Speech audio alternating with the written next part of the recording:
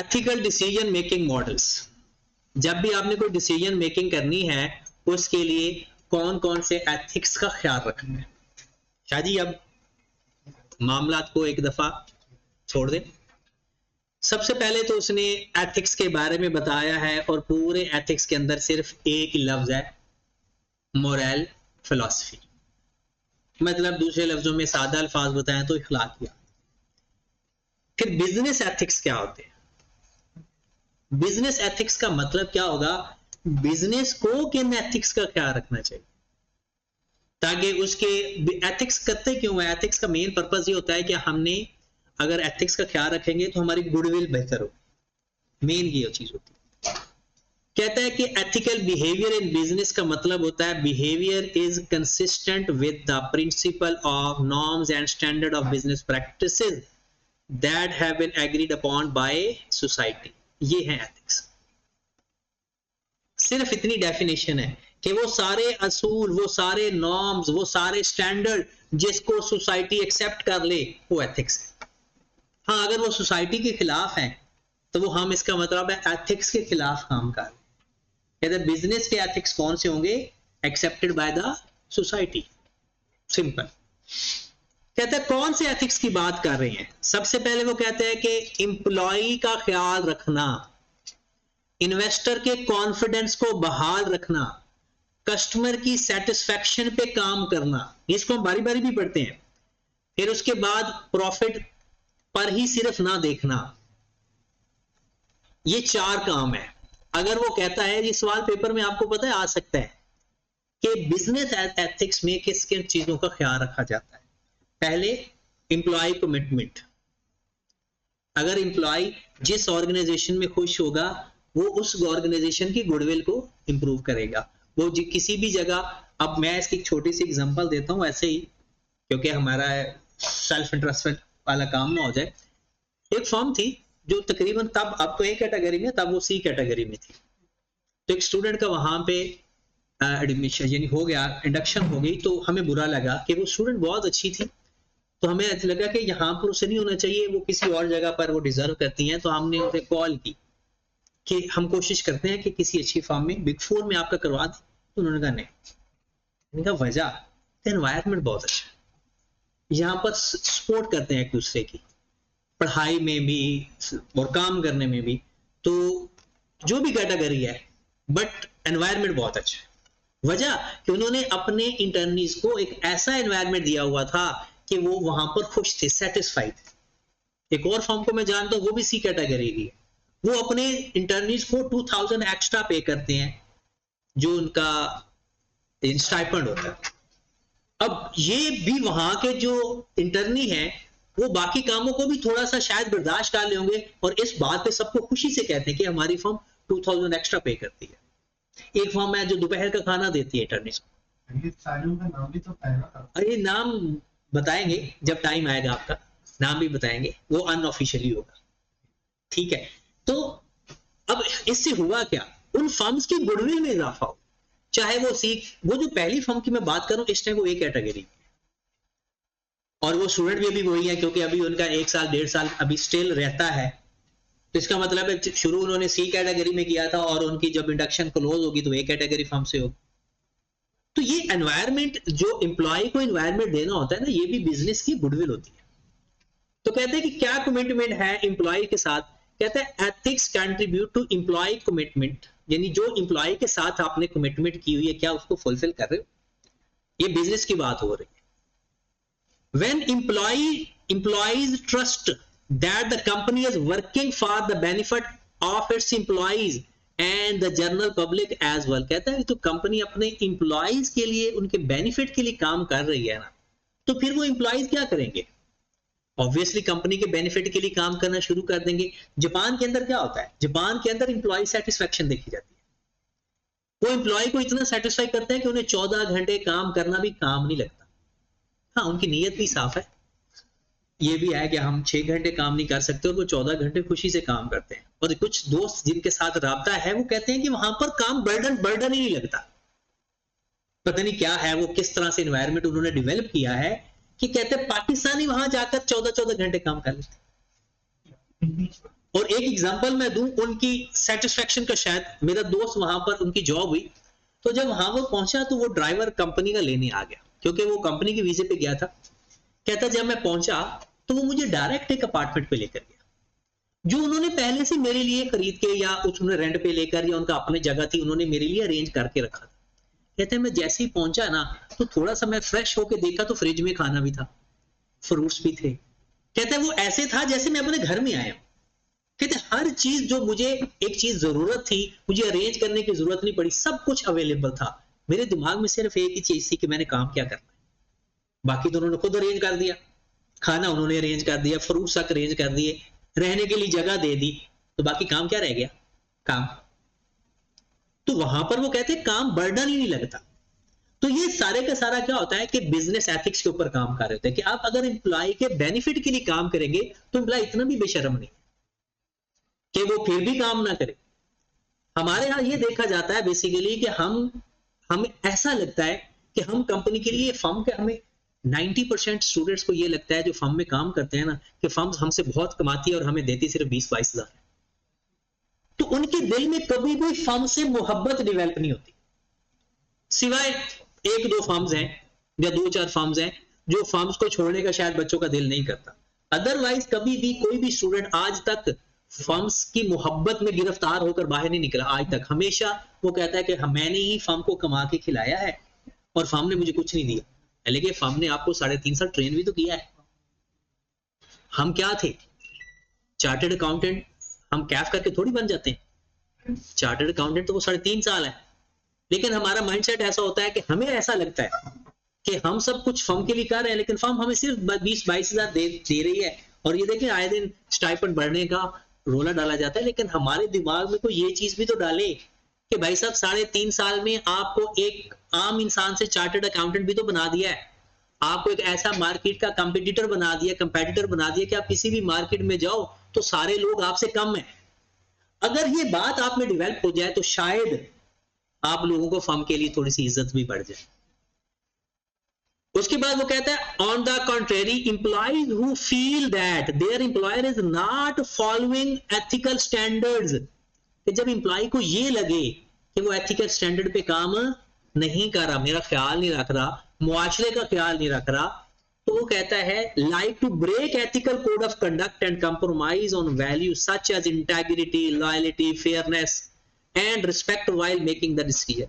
This consequently creates issues for the company, adverse effect on the performance. और जीवन के जब बंदे को ये पता चल जाए कि उसके साथ रहने वाला बंदा या जिस कंपनी में वो काम कर रहा है वो एथिकल काम नहीं कर रहे, तो उसकी इज्जत दिल में नहीं रहती और ना ही उसके लिए काम करने का दिल करता है। तो पहली बात है एम्प्लॉय कमिटमेंट। चाहिए क्या फर्म को, बिजनेस को चाहिए क्या? For the benefit of employees.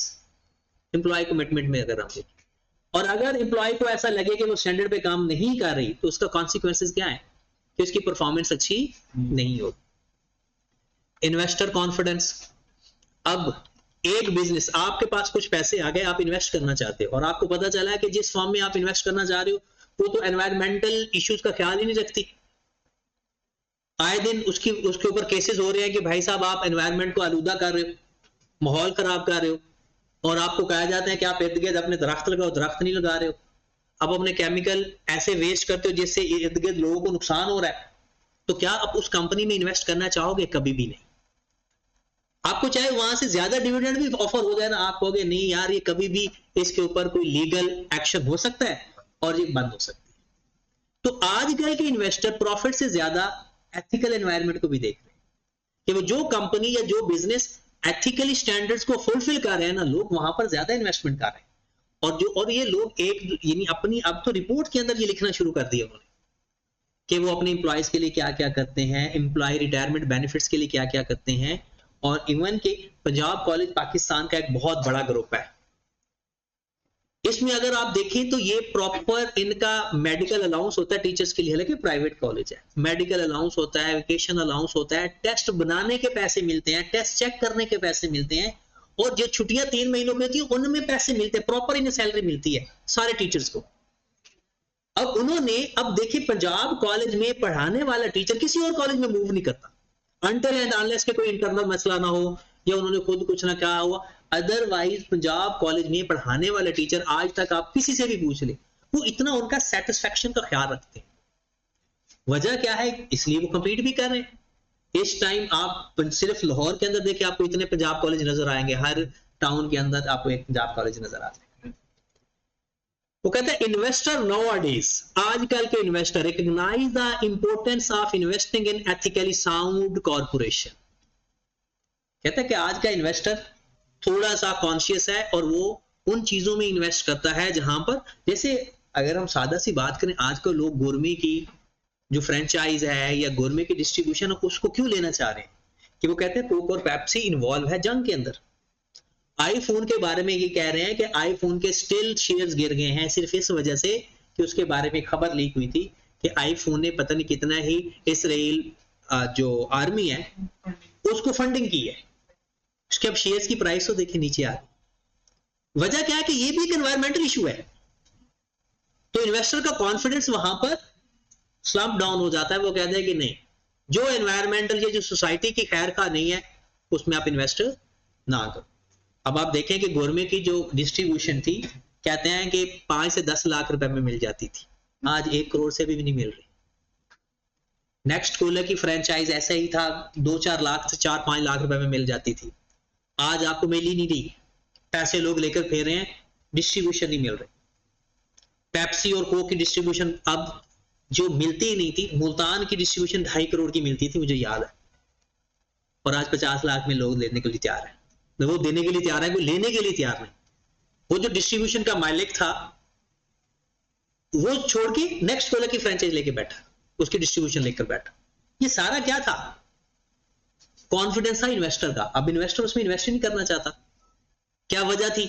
कि उसने एथिकल एनवायरनमेंट को हिट किया। सिर्फ ये है कि उसके मुल्क ने हिट किया, उसने क्या करना था? उसके मुल्क ने हिट किया, जिसकी वजह से उसको सारे के सारे प्रॉब्लम आए। चाइना क्यों नहीं किसी से जंग करता? अगर चाइना जंग करना चाहे तो वो तो अपने रेजर के अंदर ना बम बना के हर बंदे की जेब में डाल सकता है। ऐसा नहीं है क्या? हर दुनिया के हर बंदे के साथ चाइना चिपटा हुआ है।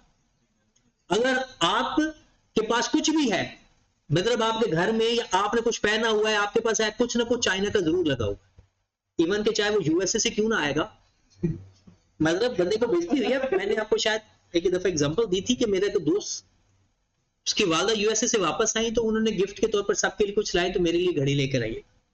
तो घड़ी के वो जो ब्रेसलेट बना हुआ था उसके पीछे लिखा हुआ था मेड इन चाइना। मैंने कहा लो जी, जिस दोस्त को भी दिखाऊंगा वो कहेगा चाइना की घड़ी पहनी हुई। लेकिन वो अमेरिका से आई, उसकी कॉस्ट डिफरेंट थी, सारा कुछ डिफरेंट था, लेकिन क्या था? Made in China.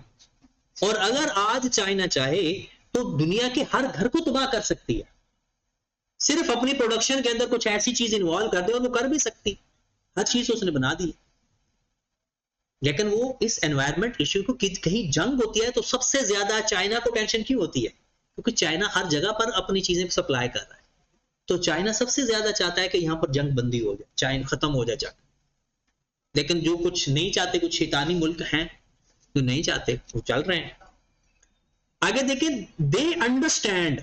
अब देखिए, आप लोग ना रटा लगाते हो, आप लोग ना फोकस करके पढ़ो ना, तो आपको एक दफा पढ़ने की जरूरत पड़े और इंशाल्लाह उसमें से सारी बातें तो आपने लिखनी नहीं, चंद बातें आपको याद रह जाए, मोर देन इनफ। कहते हैं कि इन्वेस्टर अंडरस्टैंड करता है कि that an ethical culture whether the company provide the right foundation and growth for the company in the right direction. कहते हैं इन्वेस्टर को पता है कि अगर वो एथिकल एनवायरनमेंट पे काम करेगी तो वो ग्रो करेगी, वरना शॉर्ट टर्म ग्रोइंग तो हो सकती है, लॉन्ग टर्म ग्रोथ नहीं होगी। However, an organization without ethical environment is prone to many risks and issues such as lawsuits, tarnished reputation, and loss of customer and कहता अगर उसका एथिकली, सादा सी बात है, किसी के एक दफा किसी रेस्टोरेंट से कोई गलत चीज, यानी वो मक्खियों वाली चीजें या कोई इस तरह की चीजें निकल आए, तो आपको पास सोशल मीडिया पे जैसे जाती हैं, उनके नंबर ऑफ कस्टमर्स कम हो जाते हैं। नंबर ऑफ कस्टमर कम होने से प्रॉफिट गया।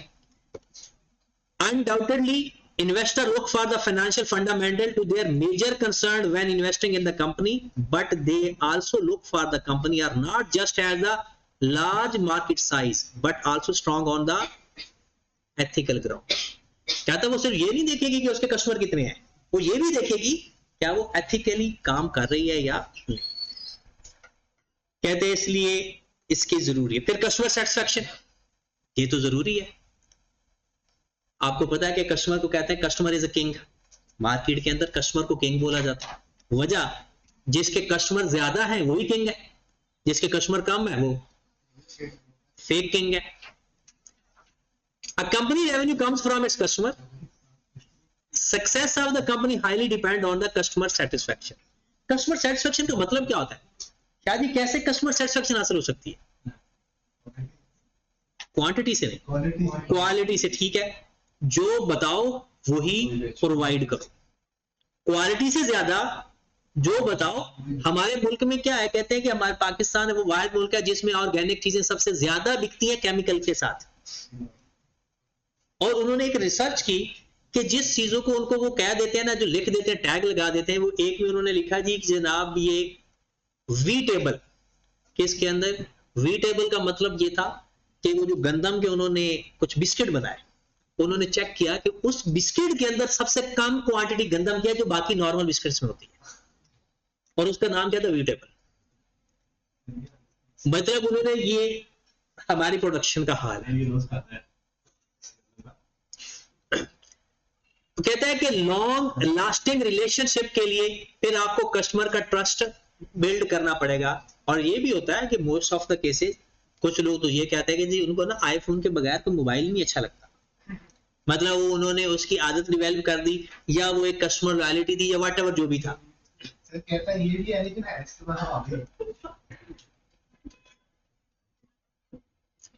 वो कहता है प्रॉफिट्स लास्ट। कहता है unethical decision potentially lead to significant loss along with other litigation and reputation blows. Profits का मतलब यह है, वो कहता है कोई भी प्रॉफिट आप जरूर कमाएं, जितना मर्जी कमाएं, लेकिन उसमें कोई भी अनएथिकल चीज ना हो। उसके बाद ये जनरल गाइडलाइंस है, ये आपने एक नजर पढ़नी है, ये पढ़ाने की जरूरत है।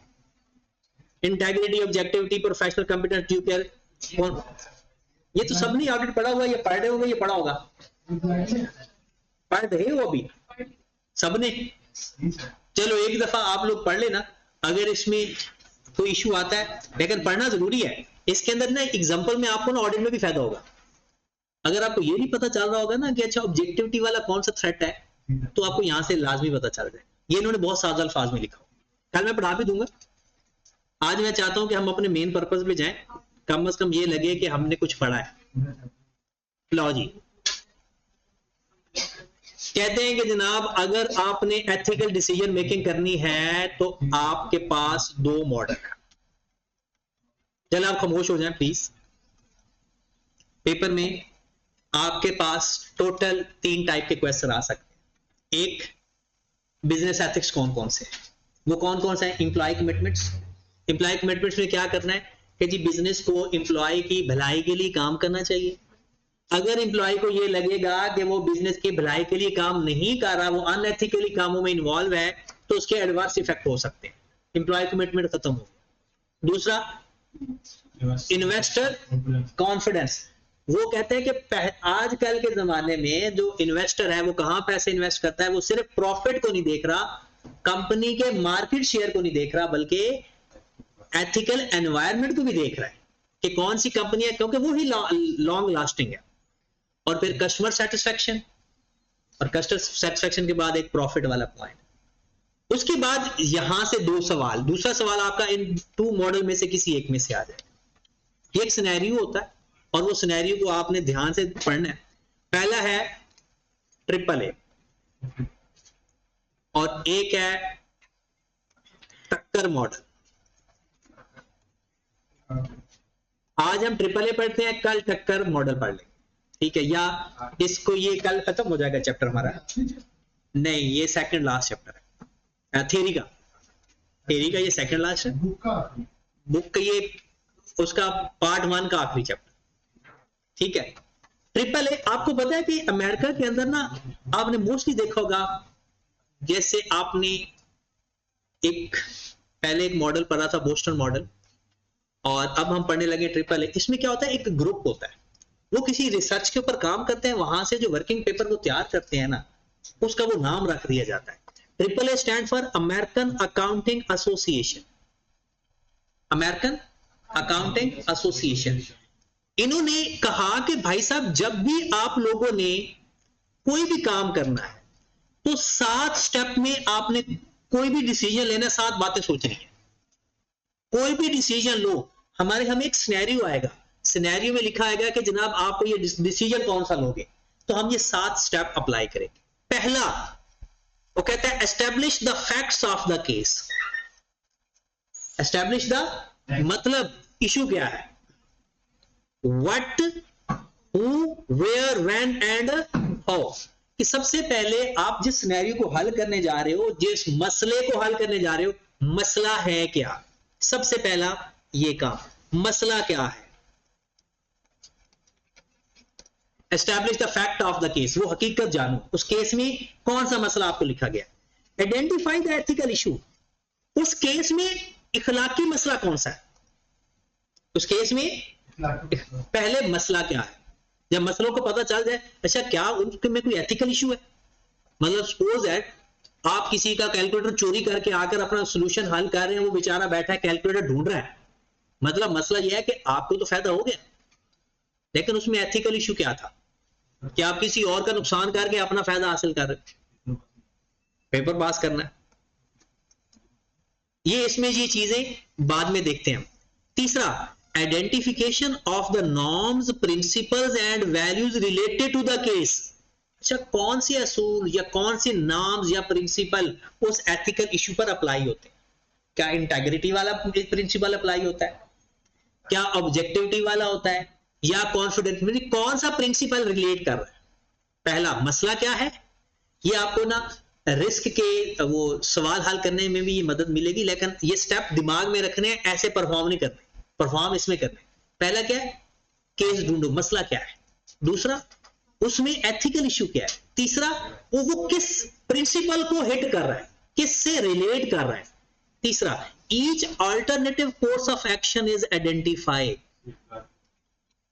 अब अल्टरनेटिव कोर्स ऑफ एक्शन, अब ये देखो, अच्छा ये मसला है तो इसको हल किस तरह से किया जा सकता है, उसका कोर्स ऑफ एक्शन आइडेंटिफाई करें।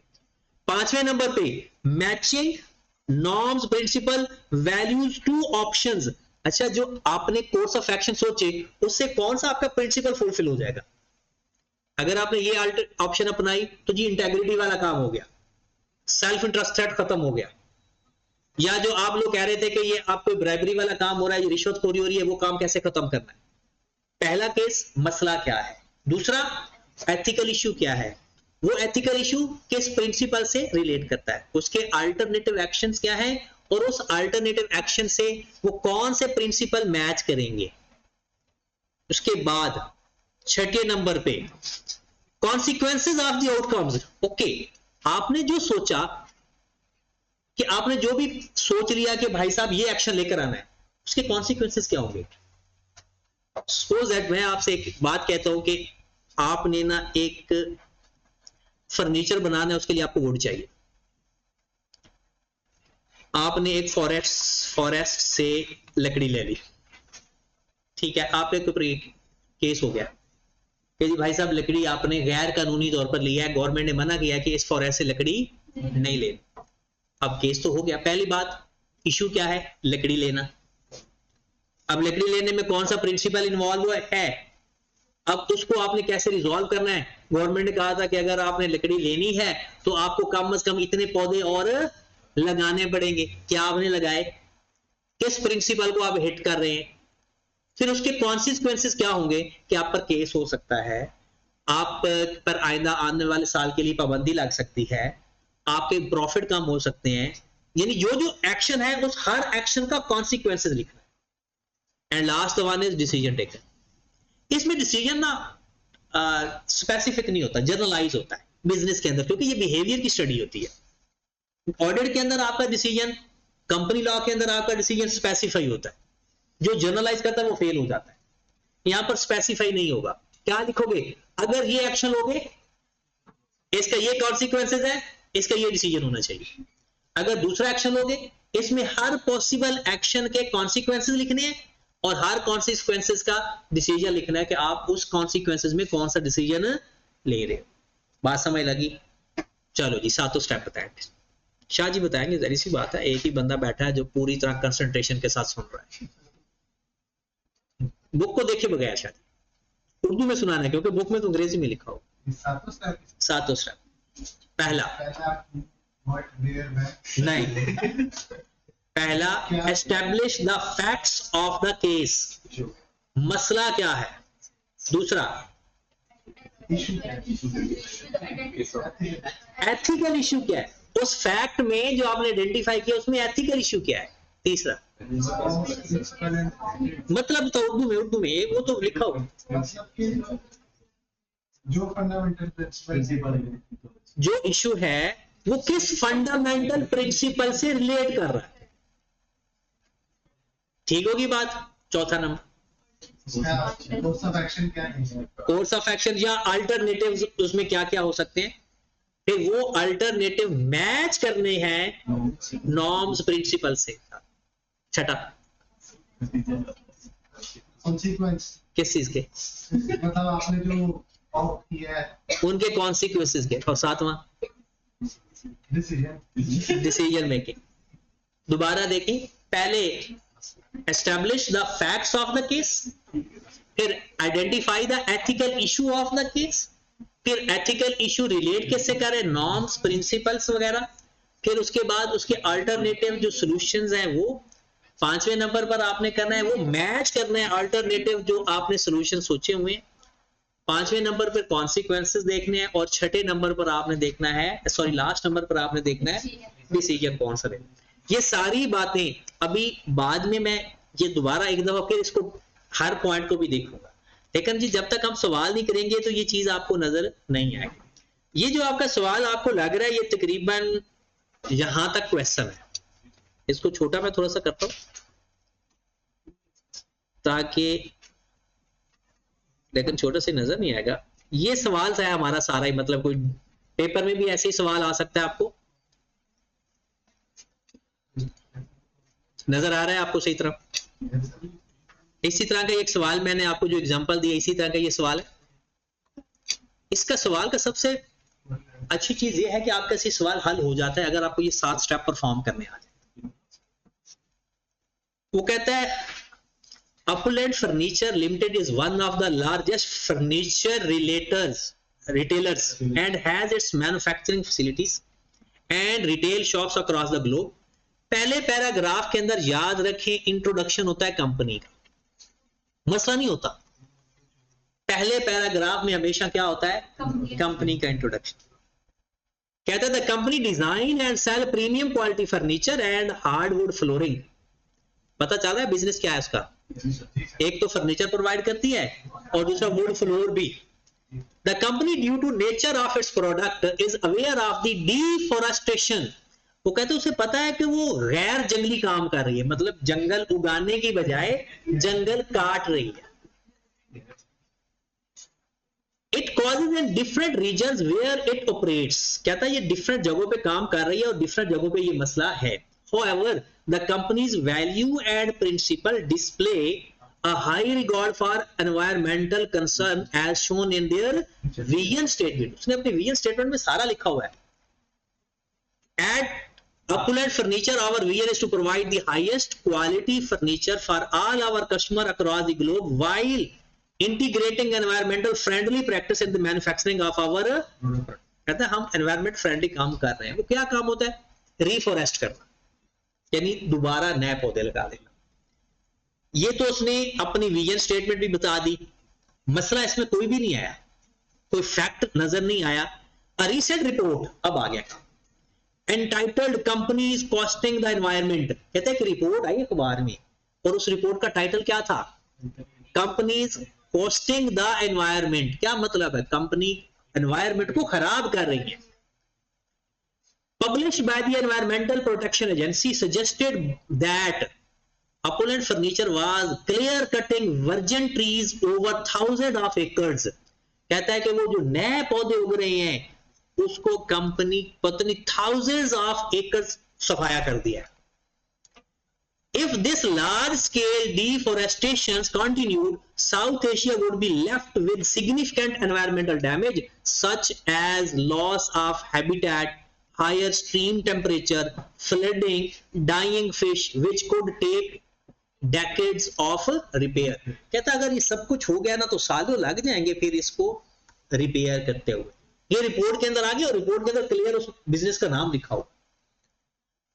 Opulent defend itself by claiming that it sources 55% of its wood from sustainable source. कहता है 55% हम जो लकड़ी ले रहे हैं ना वो उन सोर्स से ले रहे हैं जो सस्टेनेबल है, मतलब वो कोई खत्म नहीं हो रहे. And it's aiming to reach 80% in the next 5 years.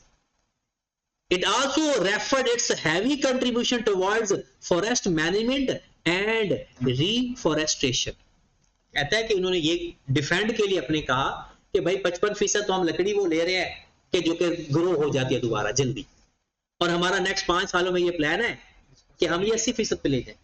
और दूसरा वो कहते हैं कि हम जो फॉरेस्ट मैनेजमेंट है उसके साथ भी राब्ते में है और हम रिफॉरेस्टेशन भी करते हैं.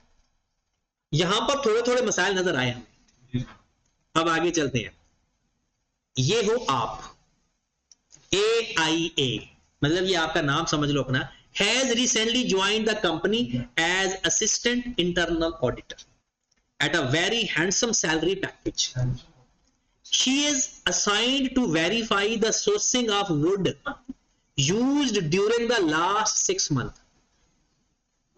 इस मोहतरमा को ये कहा जा रहा है कि पिछले 6 महीनों की रिपोर्ट तैयार करो और हमें रिपोर्ट दो कि भाई साहब इसने क्या किया है अपोलेंट फर्नीचर में.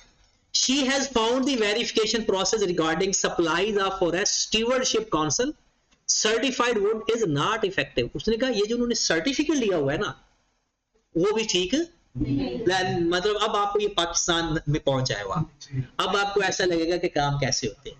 सर्टिफिकेट मिल गया लेकिन मिला कैसा, सेटिस्फाइड नहीं है. अब वो सेटिस्फाइड नहीं है. Most of the time the description on invoices for the wood is accepted as sufficient evidence of sustainable sourcing. कहते हैं इनवाइस देखकर ही पता चल गया, हाँ जी ठीक है जी सस्टेनेबल सोर्स से लकड़ी आई है. कहते हैं और कोई वेरिफिकेशन सिर्फ इनवाइस को देखकर बता दिया. क्या ये सफिशिएंट अप्रोच थी? वो ये भी देखते जाकर लकड़ी चेक करते हैं कि किस चीज की लकड़ी है, क्या तरीकाकार है. वो कहते हैं सिर्फ इनवाइस देखा ओके कर दिया. She also noted that, एक इश्यू तो नजर आ गया. She also noted that spending on forest management includes significant amounts for the staff for forest visit. कहता जी ज्यादा जो वो कह रहे हैं ना कि ऊपर हम रिफॉरेस्टेशन कर रहे हैं और मैनेजमेंट के साथ राब्ते में है, वो कहते हैं उसमें ज्यादातर जो पैसा दिया गया है ना वो स्टाफ को दिया गया है और उनके स्टाफ यानी वो विजिट वगैरह पर ही खर्च किया हुआ है. Which in her opinion are meant of sourcing wood rather than any sporting activities for forest management. कोई sporting activity नहीं हुई, स्टाफ को बस पैसे दे दिए. She has taken her concern to the CFO. अब वो CFO के साथ उसकी गपशप होने जा रही है. Who has told her this is the way business is conducted in this industry. कहता है यही तरीका होता है इस बिजनेस में, यही होता है बिजनेस में, तो होता ही ऐसे ही है. And asked her not to highlight these areas in her report. और उसे कहा कि बराए मेहरबानी ये एरिया रिपोर्ट में ना लिखना. 2 days later, 2 दिन बाद, the company offered her complete hardwood flooring along with rosewood furniture for her apartments. यानी बाहर के मुल्कों में ना ज्यादातर घरों की बजाय ना अपार्टमेंट्स होते हैं. कहते हैं जी उसके अपार्टमेंट्स के लिए ना रोज वुड फर्नीचर, क्योंकि खातून थी ना तो उसको फर्नीचर और रोज वुड का फर्नीचर बनाकर और उसको 50% डिस्काउंट पे ऑफर करवा दिया. She is surprised since as per policy this is only offered one has been employed और मोर देन 2 years. कहते हैं 2 साल पहले ऐसी ऑफर हुई है, अदरवाइज कोई ऑफर नहीं. हाँ उनके 2 साल के एम्प्लॉय जिनके आज 2 साल से ज्यादा जॉब को टाइम हो गया है उनको वो मिलता है. हर दूसरे बंदे को ये तो अभी रिसेंटली ज्वाइंड है. अब वो कहता है कि बताओ इसमें इश्यूज क्या है. सबसे पहले क्या करना है, एस्टेब्लिश द, अच्छा कहानी गौर से सुनी थी या सो रहे थे? यानी कुछ तो चलो जो सो रहे हैं वो फिर ना कहानी ख्वाब में आ जाए तो बता देना, नहीं तो पढ़ के फिर एंजॉय करना। कहते हैं एस्टेब्लिशिंग द फैक्ट्स, फैक्ट्स पहले देखिए। पहला फैक्ट एनवायरमेंटल प्रोडक्शन ने डिस्कवर किया कि वो ये एक फैक्ट है, क्लियर कटिंग ट्रीज। दूसरा AIS reservation the control on classification, sustainable would sourcing. फिर AIA discovered that the company has minimal involvement in the forest management। वो पता है ना, वो स्टाफ को पैसे दे देते हैं, वो सारा वो रिफॉरेस्टेशन वाला काम, और ऑफर्ड वो 50% रोजवुड वाली। 4 इश्यू उसने, एक clear cutting of the trees, दूसरा सस्टेनेबल वुड सोर्सिंग में वो कह रहे हैं कि वो सही नहीं है, जो कह रहे हैं कि हाँ वो नहीं, और जो इन्वॉल्वमेंट है ना फॉरेस्ट मैनेजमेंट वो मिनिमम है, स्पोर्टिंग एक्टिविटीज में स्टाफ को पैसे ज्यादा दिए जा रहे हैं। अब इसमें एथिकल इशू क्या है, अब इनको रिलेट करना है। क्लियर कटिंग क्या एथिकल एनवायरनमेंट होगा, एनवायरमेंटल इशू, और जब दरख्त कट जाएंगे तो टेम्परेचर बढ़ जाएगा, आजकल जो काम चल रहा है। Senior management offer undue influence, senior management wants to AI to ignore the result of our assignment. ये एथिकल इश्यूज हमें नजर आए, ये तो साफ साफ नजर आए ना। अगर आपको कोई और एथिकल उससे कोई जाती मसला है तो वो भी निकाल लेते, लेकिन ये इशू तो हमें नजर आए हैं। एक उसे अनड्यू फेवर देना, एक उसे ये कहना कि आप रिपोर्ट में वो ना शो करो, और एक clear cutting of the trees. Facts लिखे कौन कौन से, इश्यूज लिखे कौन कौन से। अब इन इश्यूज को किसके साथ मैच करना है। पहला, AIA is bound to show objectivity in such situation। उसे अब ऑब्जेक्टिविटी पता है क्या होती है, जो आपकी जजमेंट है उसको मिसलीड ना करे, उसको क्लियरली हर किसी को बताएं। अब ये आपका वो कोड ऑफ एथिक्स है। इंटेग्रिटी, ऑब्जेक्टिविटी आपका, आपने कल ये पढ़ के आना है कि किस इशू में आपने इंटेग्रिटी लिखना है, किस इशू में आपने ऑब्जेक्टिविटी लिखना है। जो बंदा एथिक्स के अंदर ये चीज पहचान जाता है उसका एथिक्स का सवाल ही नहीं गलत होता। तो कल एक तरह छोटा सा हमारा एक टेस्ट भी हो जाएगा कि आपने ये बताना है कि किस किस इश्यूज में ऑब्जेक्टिविटी लिखना है। सबसे ज्यादा आसान बड़ा कौन सा होता है, कॉन्फिडेंशियलिटी जी, किसी ने दसो कोई कर, और एक प्रोफेशनल बिहेवियर भी होता है और प्रोफेशनल कॉम्पिटेंस भी होता है। सबसे मुश्किल इंटेग्रिटी और ऑब्जेक्टिविटी होती है। फिर CFO of the company is bound to show integrity and professional behaviour. CFO को क्या चाहिए कि वो प्रोफेशनल बिहेवियर दिखाए। वो क्या कह रहा था आपको कि वो रिपोर्ट में शो ना करे, तो उसे अपनी integrity. Senior management is required to present a true and fair view at wood sourcing financial statement. अपने फाइनेंशियल स्टेटमेंट के अंदर वो जो सोर्स कहते हैं ना, रिन्यूएबल सोर्स की चीजें वो क्लियरली आइडेंटिफाई करें। वो जो 55% लिखा हुआ है ना उसको गलत, उसकी अपनी विजन स्टेटमेंट में 55% चेंज करे या 55% तक आए। ये जो सवाल है ना यहां तक, ये एक हिस्सा होता है फैक्ट्स लिखना, उसमें एथिकल इशू लिखना, और जरूरी नहीं कि ये जो उसने आइडेंटिफाई किया आप भी यही, आप इसके अलावा एक दो ऊपर नीचे हो सकते। यहां से सॉल्यूशन स्टार्ट होता है जी, ओरिजिनल सॉल्यूशन, और ये आसान होता है। पहले उसके पास क्या क्या अल्टरनेटिव कोर्स ऑफ एक्शन है। एक्सेप्ट कर ले अनड्यू फेवर और take no action on the finding, एक हर कोर्स बताना है पॉसिबिलिटीज। फिर can accept the undue favour and disclose the findings, और अगले दिन उसकी लाश मिले मतलब उसने पैसे भी ले लिए और अपनी रिपोर्ट में वो सारा कुछ डिस्क्लोज भी कर दिया।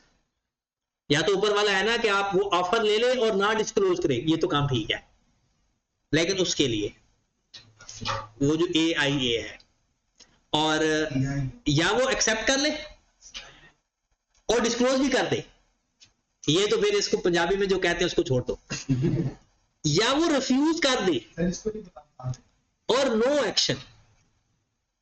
ये वो बंदे करते हैं जो ईमानदार भी होते हैं और डरते भी हैं।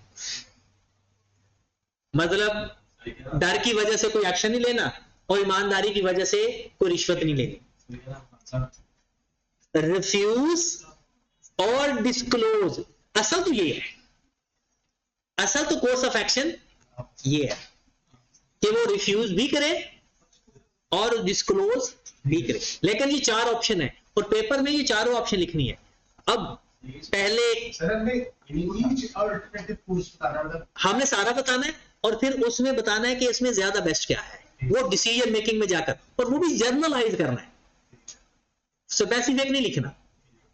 5वें नंबर पर तो आप लोग नजर आएगी आपको चीजें, लेकिन पहले मैं ना 6ठे नंबर पर जाता हूं कॉन्सिक्वेंसेस पे, फिर 5वां पढ़ाता हूं। पहला केस क्या था कि वो एक्सेप्ट कर ले और डिस्क्लोजर, इसका consequences, accepting the undue favour may damage the reputation of auditor, taking no action on the finding may support environmental damage that the company is causing but may save auditor from any career threat. क्या तो उसे हो सकता है career threat ना हो क्योंकि उसने कुछ डिस्क्लोज तो किया नहीं। It will also maintain the claim of the company as being responsible for organization. वो कहता है पहला जो आपने कोर्स ऑफ एक्शन है ना कि वो उसका क्या कॉन्सिक्वेंसेस हो सकते हैं। पहला, उसकी रिप्यूट खराब हो सकती है, लोग कहेंगे रिश्वतखोर, और एनवायरमेंटल डैमेजेस हो सकती हैं। अब देखिए ना पॉजिटिव नेगेटिव दोनों। अगली बात देखें, but may save auditor from any career threat. Career तो थ्रेट होगा ही नहीं क्योंकि उसने जो काम सीएफओ ने कहा उसने वही कर दिया। And it will also maintain the claim of the company. Report में कुछ दिया ही नहीं तो कंपनी क्लेम करेगी कि मैं रिस्पॉन्सिबल हूं फॉर द ऑर्गेनाइजेशन, एक रिस्पॉन्सिबल ऑर्गेनाइजेशन है। पहले नेगेटिव फिर पॉजिटिव। नेगेटिव क्या थे, उसकी रिप्यूट खराब होगी और एनवायरमेंट डैमेज होगा। पॉजिटिव क्या है, इस रिश्वत से उसको पैसा मिल गया, कैरियर मिल गया, और कंपनी भी कहेगी कि जी मैं बिल्कुल ठीक हूं। दूसरा एक्शन क्या था, एक्सेप्ट कर ले और डिस्क्लोज भी कर दे। अब एक्सेप्टिंग द अनड्यू फेवर में रिप्यूट डैमेज हो गई, reporting the findings may be a set towards the fair and true presentation of the matter but it may harm AI carriers. जब आपने रिपोर्ट में दे दिया तो हो सकता है सीएफओ आपको जॉब से निकाल दे या अगली दफा आपको ऑडिट पे ना बुलाए। It may also damage the reputation of the company. तीसरा केस क्या था, रिफ्यूज कर देना और डिस्क्लोज भी। रिफ्यूज करना अनड्यू फेवर को गुड रेपुटेशन। नो एक्शन का मतलब क्या है कि आपने एनवायरमेंट को डैमेज कर दिया, और but may save career threat, क्योंकि जहरी सी बात है एक तो आपने रिश्वत नहीं ली और ऊपर आपने कुछ किया भी नहीं। It will also maintain the claim for the company. ये ना ये क्वाइट नहीं है, ये ऊपर वाले का हिस्सा।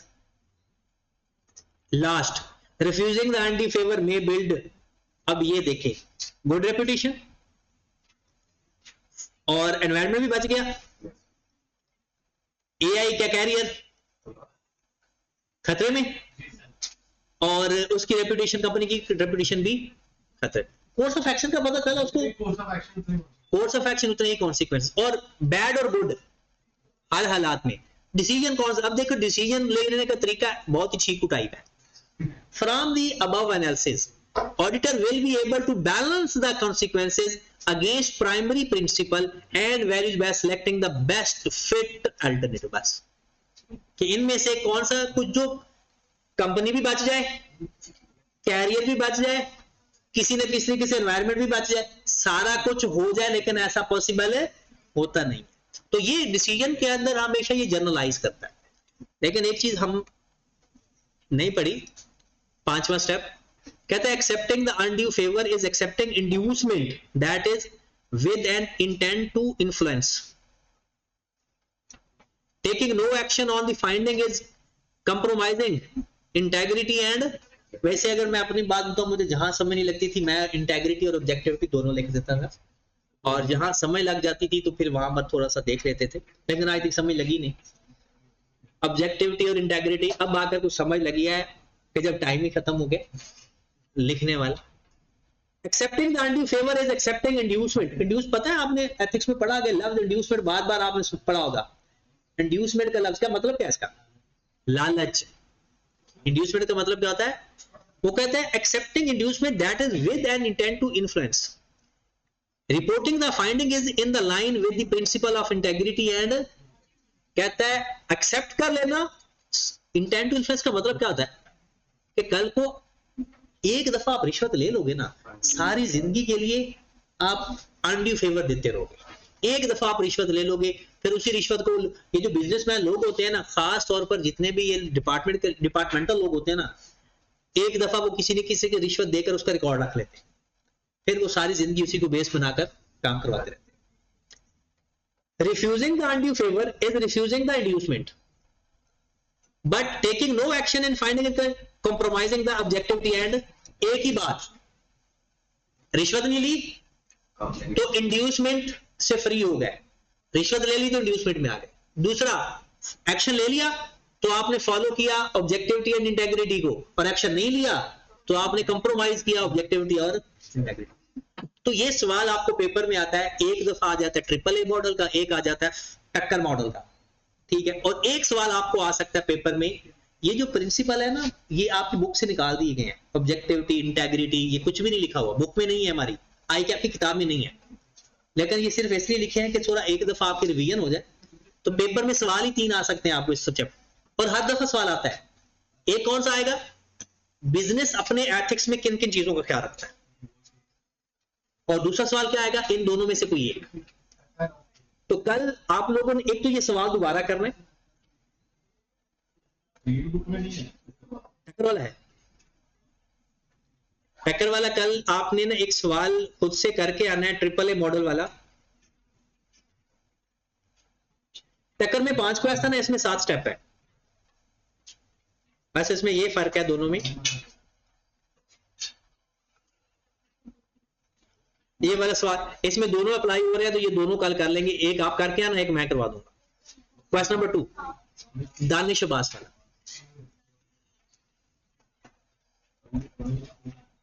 होगा ये आगे पीछे होगा लेकिन होगा सही, ये हो सकता नहीं हो सकता है पेपर आगे पीछे हो। अच्छा, जिसके पास बुक है ना, वो बुक वैसे भी तो शेयर की हुई है ग्रुप के अंदर, पुरानी बुक में तो ऑनलाइन देख लेना।